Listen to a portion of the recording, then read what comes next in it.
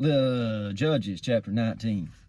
And it came to pass in those days when there was no king in Israel that there was a certain Levite sojourning on the side of Mount Ephraim, who took to him a concubine out of Bethlehem, Judah. And his concubine played the whore against him. Imagine that. And went away from him and her father's, unto her father's house. I can't read this morning for some reason.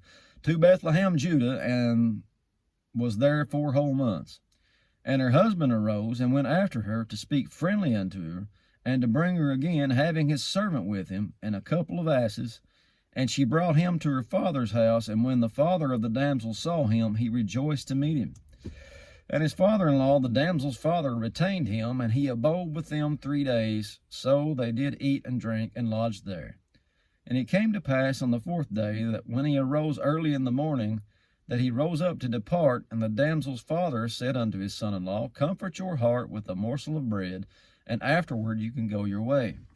And they sat down and ate and drank, both of them together, for the damsel's father had said to the man, Be content, I pray thee, tarry all night. Let your heart be merry. And when the man rose up to depart, his father-in-law urged him. Therefore he lodged there again. And he rose early in the morning on the 5th day to depart. And the damsel's father said, Comfort your heart, I pray you. And they tarried until afternoon, and they did eat, both of them. And when the man rose up to depart, he and his concubine and his servant, his father-in-law, the damsel's father, said, Behold, now the day draws toward evening. I pray you, tarry all night. Behold, the day grows to an end. Lodge here, that your heart may be merry. I get the feeling this guy don't like being lonely, does he? He says, Tomorrow you go early on your way, that you may go home. But the man would not tarry that night. He rose up and departed, and came over against Jebus, which is Jerusalem, and there was with him 2 asses saddled. His concubine also was with him. And when they were by Jebus, the day was far spent, and the servant said to his master, Come, I pray thee, let us turn into the city of the Jebusites, and lodge in it. And his master said unto him, We will not turn aside here into the city of a stranger, that is not the children of Israel. We will pass over to Gibeah. And he said unto his servant, Come, and let us draw near to one of these places to lodge all night in Gibeah or in Ramah. And they passed on and went their way, and the sun went down upon them when they were by Gibeah, which belongs to Benjamin. And they turned aside thither to go in and lodge in Gibeah. And when he went in, he sat down in the street of the city, for there was no man that took him into his house to lodge. And behold, there came an old man from his work out of the field at even, which was of Mount Ephraim, and he sojourned in Gibeah. But the men of that place were Benjamites.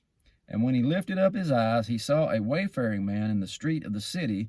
And the old man said, Where goest thou? And whence comest thou? And he said unto him, We are passing from Bethlehem, Judah, toward the side of Mount Ephraim. From thence I am, and I went to Bethlehem, Judah, but I am now going to the house of the Lord, and there is no man that receives me to his house. Yet there is both straw and provender for our asses, and there is bread and wine also for me and for my handmaid, and for the young man which is with thy servants. There is no want of anything. And the old man said, Peace be with you. However, let all thy wants lie upon me, only not lodge in the street.